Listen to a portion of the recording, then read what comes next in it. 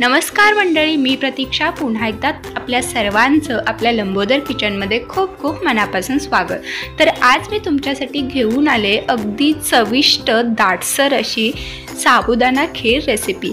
साबुदाणा खीर बनवताना कधी कधी ती जास्त घट्ट होते किंवा पातळ होते किंवा ती खाली कढईला चिकटते। तर त्यासाठी काही सिक्रेट टिप्स मी तुम्हाला सांगितल्यात, त्यासाठी हा व्हिडिओ शेवटपर्यंत नक्की पहा।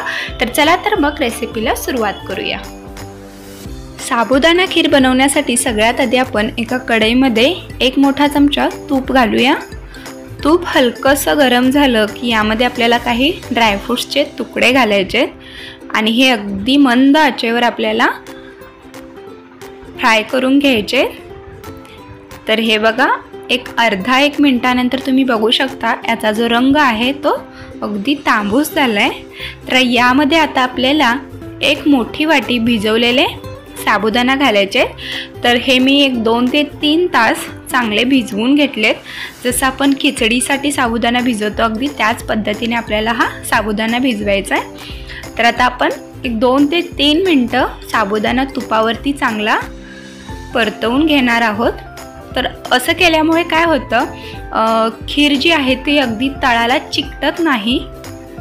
तर 2 मिनिटानंतर आता आपण यामध्ये गरम उकळलेलं दूध घालायचं आहे। शक्यतो दूध उकळूनच घाला। जर तुम्ही ताजं दूध घातलं तर ती फाटण्याची शक्यता खूप असते। तर आता आपण हे असंच ढवळत राहायचं आहे याला उकळी येईपर्यंत। तर आत्ताच मी यामध्ये काही केसरच्या काड्या घालते, जे दुधाबरोबर चांगलं शिजून आपल्या खिरीला अगदी छान रंग येईल आणि त्याची चवही छान येईल। तर 2 ते 3 मिनिटानंतर तुम्ही बघू शकता याला उकळी आले। तर आता आपण 8 ते 9 मिनिटं ही खीर चांगली शिजवून घ्यायचे।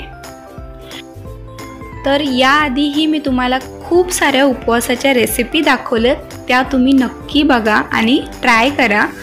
तर 7 ते 8 मिनिटानंतर तुम्ही बघू शकता आपले जे साबुदाणा आहे तो अगदी वरती आलाय आणि अगदी मोत्यासारखा तो ट्रान्सपरंट झालाय।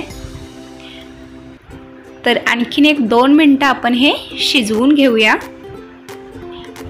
तर ही जी कडची मलाई आहे तीही आपण अशी काढून यामध्ये घालणार आहोत, यामुळे खिरीला दाटसरपणा येईल।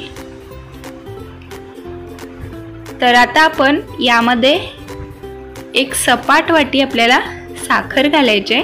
गोड तुम्हाला जसं आवडेल तसं कमी जास्त करू शकता। त्याचबरोबर अर्धा चमचा वेलची पूड आणि हे एकदा आपण हलवून घ्यायचं आहे। आणखीन 2 ते 3 मिनिटं आपण खीर चांगली शिजवून घ्यायचे। तर ही जी खीर आहे अगदी झटपट बनते आणि खायला तर अप्रतिम लागते, तुम्ही नक्की ट्राय करा। तर इथे आपली खीर तयार झाले। जास्त ही घट्ट नाही करायची, कारण जसजशी ही थंड होईल तसतशी ही आणखीन घट्ट होते। तुम्ही याचं टेक्स्चर जे आहे ते बघू शकता, दिसायला ही अगदी सुरेख दिसते।